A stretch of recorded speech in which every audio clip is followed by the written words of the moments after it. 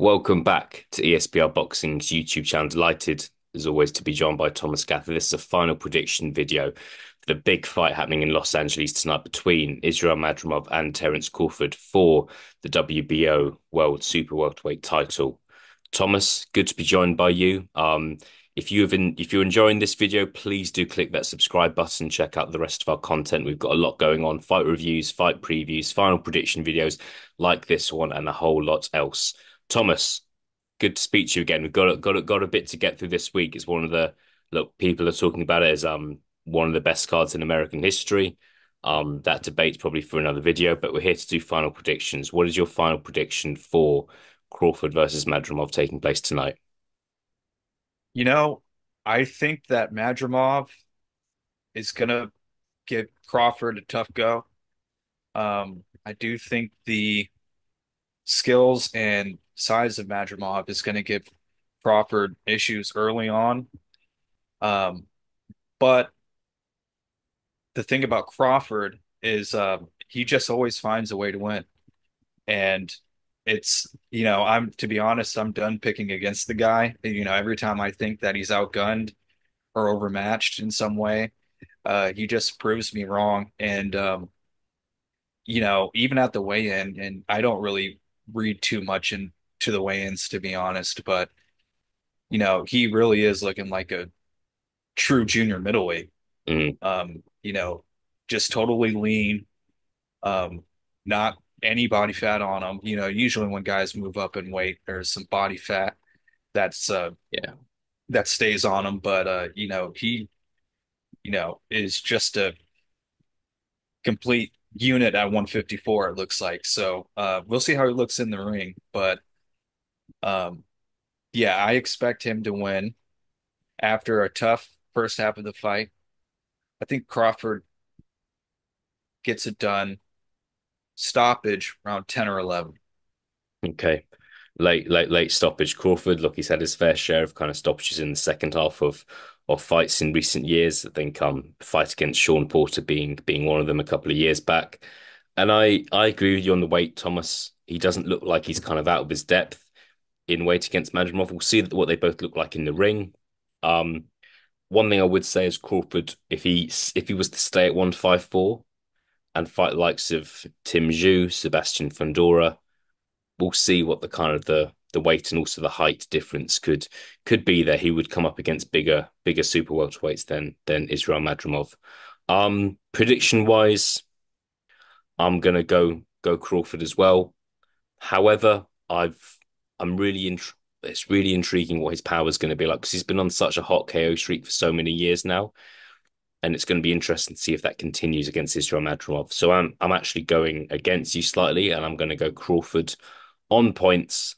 Not a shutout victory, but not a close one either. Kind of a 118, 110, 117, 111 sort of fight. But we'll see. It's going to be really interesting. But Crawford is the favorite here, and we're both pushing for him to win this fight. I do want to ask Thomas. I've asked a few people this recently.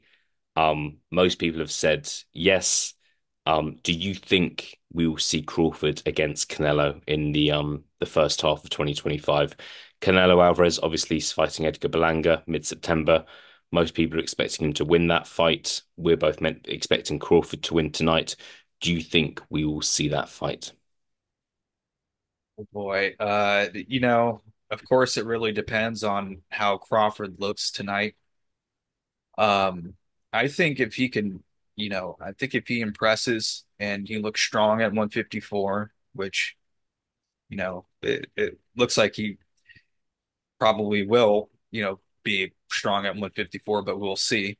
If he turns out an impressive performance and looks good, then I'd imagine that people would want to see that fight, despite the massive weight difference. I think if Crawford keeps moving up in weight and looking sensational each time, I think people are gonna entertain more and more a fight with Canelo, even though there is a massive weight difference. And like I said, it's just Crawford, man. He just finds a way to win. It's hard to pick against the guy. So um, I I'd watch it. Um, Yeah, Whether or not it happens, though, we'll see. I think if Crawford looks good, people are going to want to see it. yeah. That's a very good point. And that's not, I think some people have just said no, they don't want to see it for a variety of reasons. But I think kind of you've made an interesting point where you're basically saying, let's wait and see. Because I think if Crawford looks great tonight, then people might be more up for that, the idea of him fighting Canelo. Whereas at the moment, he's never competed above welterweight. Um, so we just don't know. I just think and an incredible amount of money is going to be on offer for that fight. So maybe it's hard to see that fight not happening because money talks in boxing. Um, if there's a chance that Canelo would still say no to that, I think Thomas. If I think he might come out and say, "What do I gain from facing Terence Crawford?" He may want to kind of face somebody else at super middleweight. He may want to fight again at light heavyweight. Another fight could emerge for Canelo Alvarez, maybe someone moving up from middleweight. Who knows?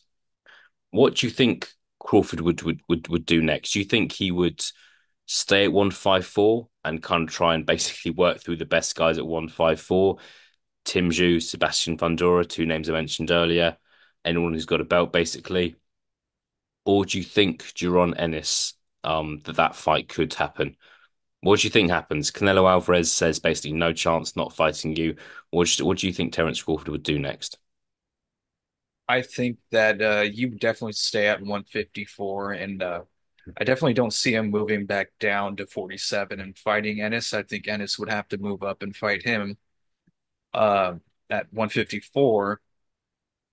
Um, but I'd imagine that, assuming that the Canelo fight doesn't work out, that he'd want to stay at 154 and collect all the belts and become undisputed in a third weight class, which would be unprecedented. So um, I would think that would be the goal for him. I mean, after all, he did before Madrimov, he wanted to fight Fundora, who has the WBC and WBO belts. So seems like he's trying to collect them all.